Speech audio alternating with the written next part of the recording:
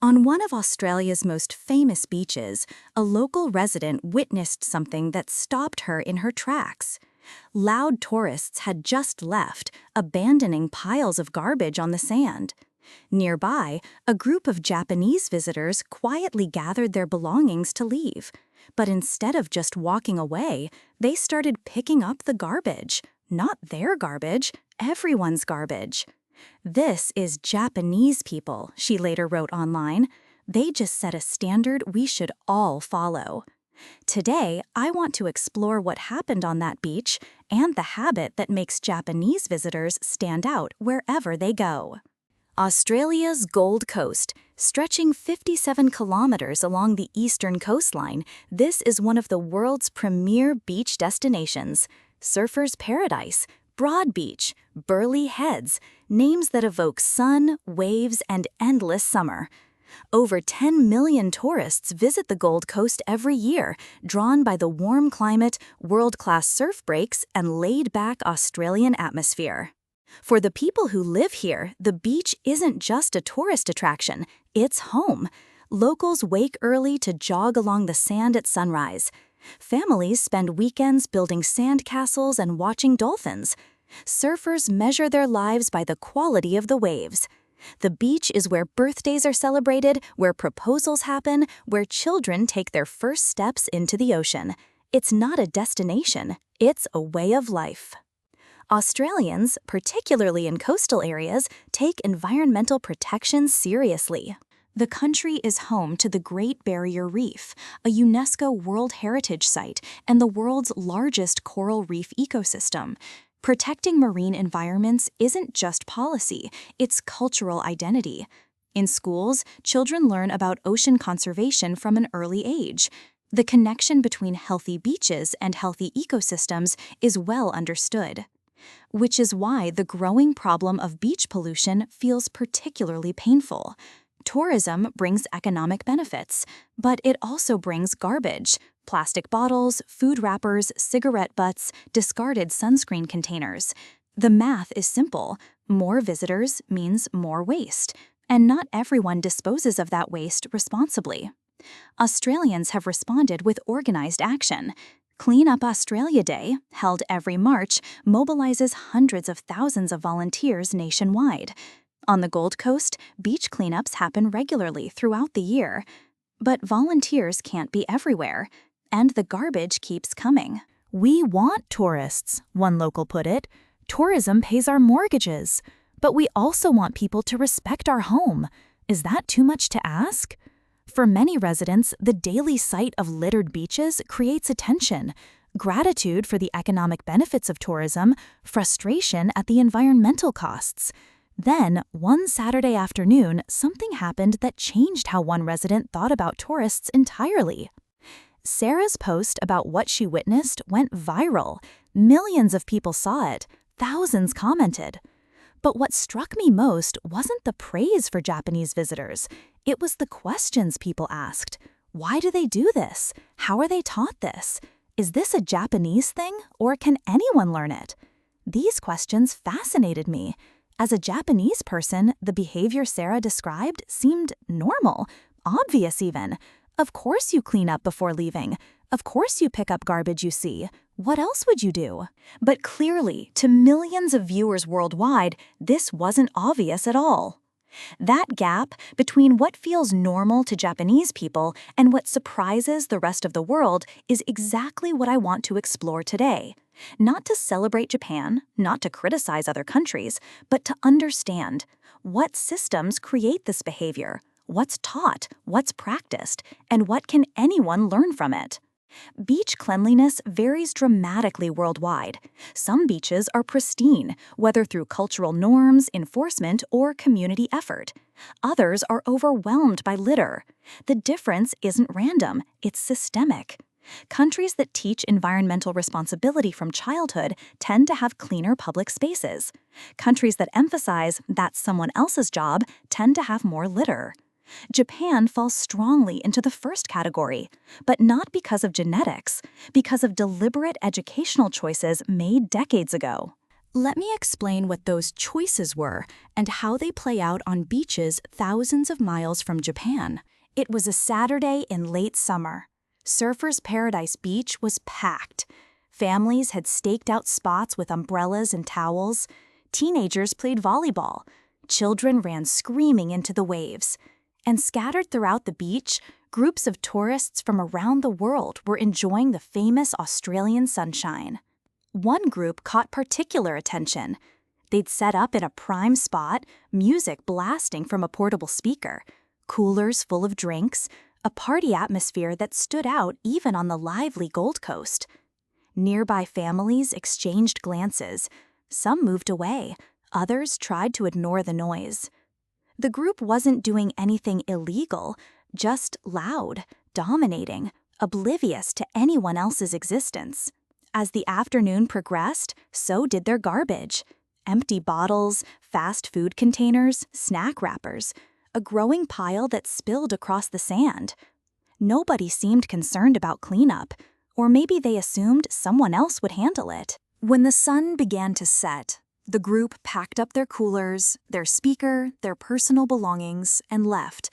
Behind them, a disaster zone.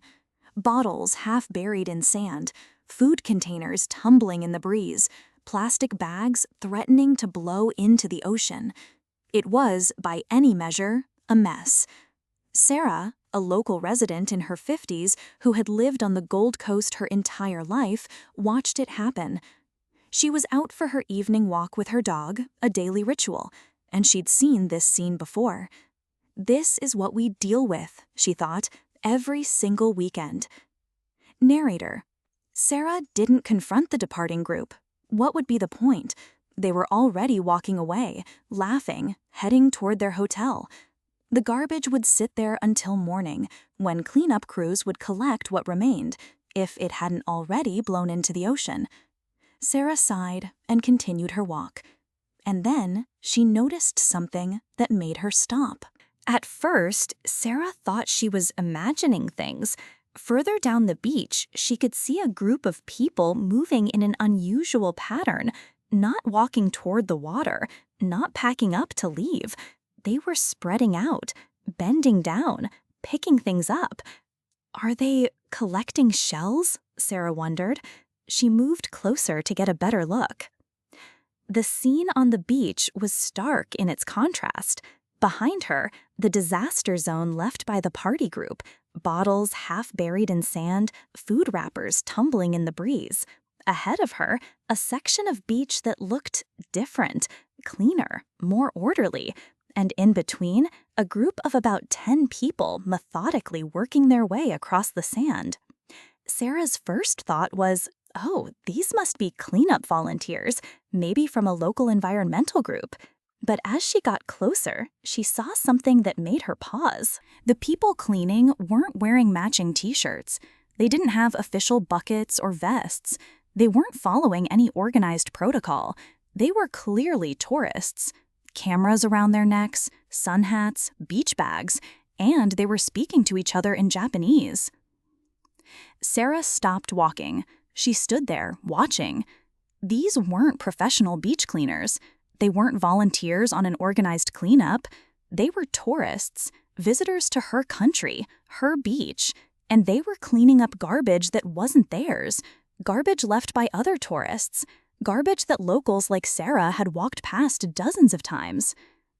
She felt something she rarely felt, shame, and curiosity, and gratitude, all at once. Further down the beach, a group of about 10 Japanese tourists had spent the afternoon. Sarah had noticed them earlier, mostly because they were so quiet compared to everything happening around them. They'd set up their spot neatly, no blasting music, no shouting, just people enjoying the beach, taking photos, occasionally walking to the water. Now, as sunset approached, they were preparing to leave. One of the men reached into his backpack and pulled out a plastic bag. Sarah assumed he was collecting the group's belongings, but that wasn't what happened. He walked toward a piece of garbage on the sand, something that clearly wasn't his, and picked it up. Then another, and another. Almost immediately, without any visible discussion, The other members of the group began doing the same thing. They spread out across the beach, systematically collecting not just their own garbage, but the garbage left by others. The debris from the loud party group, random bottles scattered nearby, a cigarette butt here, a plastic bag there. Sarah couldn't believe what she was seeing. Wait, are they picking up other people's rubbish? Her dog sat obediently beside her as she stood frozen, watching. This was unprecedented. In 40 years of living on this beach, Sarah had never seen tourists voluntarily clean up after strangers. The Japanese tourists worked quietly and efficiently. One woman crouched to pick cigarette butts from the sand, items most people wouldn't even notice. A man walked to the waterline to retrieve a plastic cup that had been swept there by waves. Another carefully separated recyclables into a different bag. After about 15 minutes, they'd filled multiple bags. Then they walked to the nearest garbage bins, which were already overflowing. When they finished, the section of beach they'd cleaned was transformed. The abandoned mess from the loud group was gone. Random litter that had accumulated throughout the day was gone. The sand looked like sand again. And then, without fanfare, the Japanese group walked away. No photographs of their good deed, no seeking attention or praise. They just left, as if cleaning up an entire beach was simply what you do before you leave. Sarah couldn't help herself. She moved quickly to catch up with them. "Excuse me, wait, please." The group turned, looking slightly confused. "Thank you," Sarah said, her voice catching. "Thank you so much. You didn't have to do that." One of the men, perhaps the group leader, smiled politely but looked almost embarrassed. "It's normal," he said in careful English. "Normal in Japan." Sarah felt something shift inside her. Normal? For them, this was nothing special, just how you behave. Sarah learned more about the group through a brief conversation. They were office workers on a company trip. Nothing special, a week of vacation on the Gold Coast. Beaches, shopping, restaurants. But the way they'd been raised made even a simple beach day different. "We always clean before leaving," one woman explained. "At home, at restaurants, at parks. It's normal. My grandmother taught me, the space should look as if you were never there." This wasn't unique to this group. Japanese visitors worldwide are observed doing the same thing. At Yellowstone National Park, rangers have noted Japanese tourists picking up litter along trails. At Rome's Trevi Fountain, police have observed Japanese visitors waiting patiently rather than pushing to the front. A cafe owner in Sydney shared a similar observation. Japanese customers stack their dishes, they wipe down tables, they push in chairs. When they leave, the table looks ready for the next customer without me having to reset it. I asked one group why. They looked confused, like it was a strange question. "Isn't that normal?" they asked. "We do this everywhere." Restaurant staff share similar observations.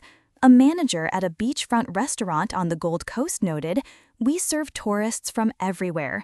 After Japanese guests leave, the table is cleaner than after most locals. Napkins are folded, plates are stacked, scraps are gathered on one plate." I asked my staff once, "Could you tell that was a Japanese table without me saying?" Every hand went up. Another staff member added, "It's not just cleanliness. They never snap their fingers at servers. They wait patiently to be noticed.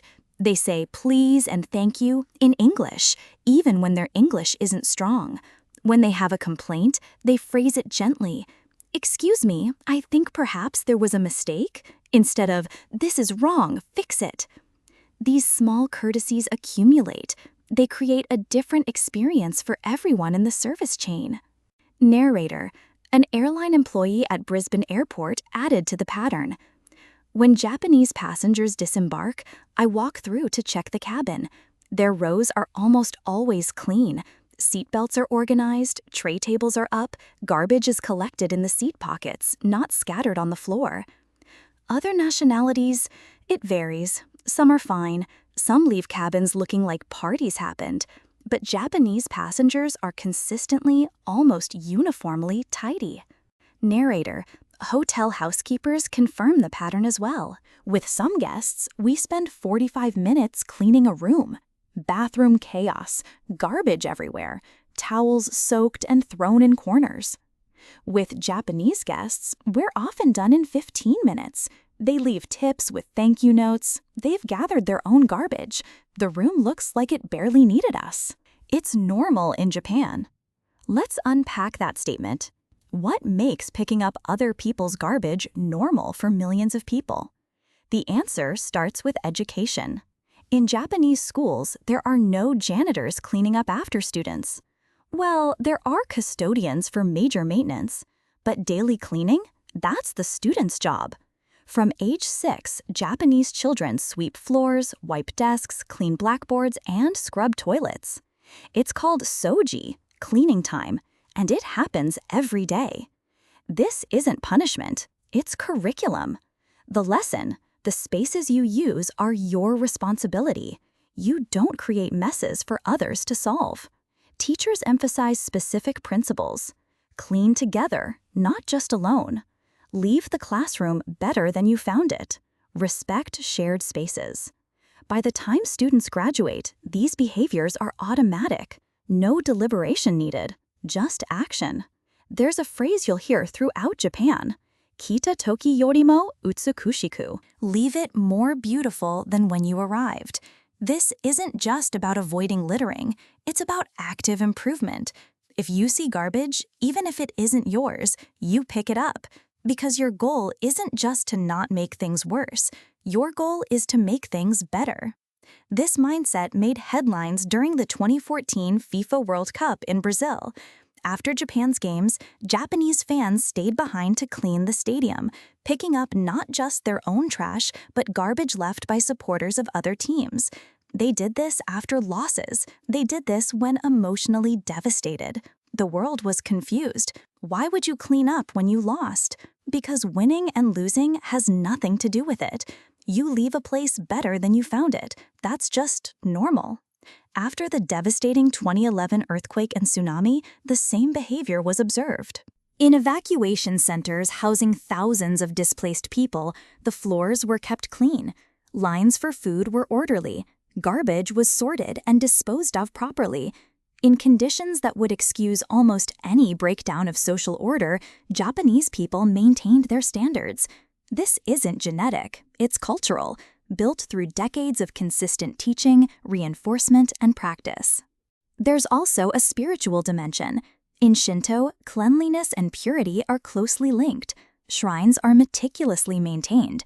Worshippers cleanse themselves before entering sacred spaces. This orientation extends beyond religious contexts. Many Japanese people experience something close to discomfort when they encounter dirty or disordered environments. Cleaning isn't just practical, it has a psychological and even spiritual dimension. There's another concept worth understanding: gaman, endurance or self-restraint. 我慢はバリューに大切な価値です。苦しみを耐えること、グループのハーモニーを個人的な便利より先行させる、クレームなしでやるべきことをする。他人のゴミを拾うのは楽しくないでしょう。もしかしたら不公平にも感じるかもしれません。その人たちが自分の片付けをすべきです。でも我慢は Do it anyway, don't wait for someone else, don't complain, just act と言います。このマインドセットは日本社会全体に現れます。地震で起こる行列や待ち時間で手伝うワーカー、自分の観光地でもビーチをきれいにする。The transmission of these values happens early and continuously. Parents model the behavior, children imitate, schools reinforce, social expectations maintain. By adulthood, picking up litter isn't a decision, it's a reflex. I don't think about whether to pick up garbage, one Japanese tourist told an interviewer. If I see it, I pick it up. Thinking about whether to pick it up would be strange. It's like asking, should I breathe? What's remarkable is how consistently this behavior appears across different Japanese individuals. Not every Japanese person is perfectly tidy. Individuals vary, of course, but the baseline, the cultural default, is noticeably different. A hotel manager in Hawaii shared this observation. I can't predict individual guests, but I can predict patterns. When I see the nationality on a booking and it says Japan, I know what I'll find in that room: clean, organized, garbage sorted, tips left with thank you notes. It's been this way for 20 years. The Japanese tourists on that Australian beach weren't being heroes. They weren't seeking recognition. They were doing what their grandmother taught them, what their teachers reinforced, what their society expects, what feels, to them, completely and utterly normal. Sarah posted her story on social media that night. Today, I saw a group of Japanese tourists do something I've never seen in 40 years of living here. They cleaned up other people's garbage before leaving the beach, all of it, without being asked. Her post went viral, thousands of comments from around the world. This is why Japan is the cleanest country I've ever visited. My children need to learn this. We should all be a little more Japanese about public spaces. But here's what I find most interesting. Sarah didn't just admire from a distance. She started participating in regular beach cleanups. She talked to her neighbors about what she'd witnessed. She changed her own behavior. I used to think someone should clean this up, she said. Now I think I should clean this up. That Japanese group taught me something. If they can clean a foreign beach, I can certainly clean my own. This isn't about Japanese people being superior. Imagine if every school taught children to clean their own spaces. Imagine if leave it better than you found it were a universal expectation. Imagine if, on beaches worldwide, visitors routinely picked up garbage before leaving, even garbage that wasn't theirs. These aren't fantasies, they're design choices. What Japan demonstrates is that consistent education and cultural reinforcement produce consistent behavior. If we value clean public spaces, we can build systems that create them. There's something powerful about Sarah's story that goes beyond the initial viral moment. She didn't just post about what she saw, she changed her own behavior. Before that day, I would see garbage and think, someone should clean this up, she later wrote. Now I think I should clean this up. That Japanese group taught me something I should have learned as a child. This is perhaps the most important outcome of cultural exchange. Not just admiration, but imitation. Not just observation, but action. Narrator, Sarah went further. She contacted her local school to ask about their cleaning practices. I asked the principal, do students ever clean their own classroom? The answer was no. That's the janitor's job. I suggested they consider it as an educational practice. They looked at me like I was suggesting child labor. But I explained what Japanese schools do and why. They said they'd think about it. Will that school change? Maybe not, but the conversation happened. Narrator, across social media, Sarah's post inspired others to share similar observations. From London, I work at a hotel. Japanese guests are always the cleanest. Saw Japanese tourists picking up litter at Niagara Falls. Blew my mind. Japanese visitors at our safari lodge left tips and cleaned their room. Never seen that before. The pattern is global, and globally, people are asking the same question. How do we learn to be like that? The answer isn't become Japanese. That's neither possible nor necessary. The answer is examine what's taught, examine what's practiced, examine what's expected, and then make deliberate choices about what kind of citizens we want to raise. Japanese education chose cleaning as a core practice. Other countries could make the same choice. The beach in Australia was cleaned that day because of decisions made in Japanese schools decades ago. What decisions are we making today, and what beaches will they clean tomorrow? On a beach in Australia, a local resident watched tourists come and go. Some left garbage behind without a second thought. Others left something different behind: Inspiration. A group of Japanese visitors spent 15 quiet minutes cleaning a stretch of sand. They didn't ask for recognition. They didn't post about it themselves. They just did what they'd been taught since childhood. Leave it better than you found it. When the group leader was thanked, he said simply, "It's normal in Japan." Normal. That word contains everything. It's normal because they were taught, because they practiced, because their culture decided this behavior matters. Making it normal is a choice any society can make. How do public spaces look where you live? Have you ever seen tourists from any country voluntarily clean up after others? What normal behaviors do you think should be more universal? As I was researching this video, I asked myself a question. If I were on that Australian beach, would I have picked up someone else's garbage? The honest answer? I probably would have. Not because I'm a good person, but because it's what I was trained to do from the time I could walk. That training is the real story here. Not Japanese people being special, but Japanese education being intentional about something other countries often overlook.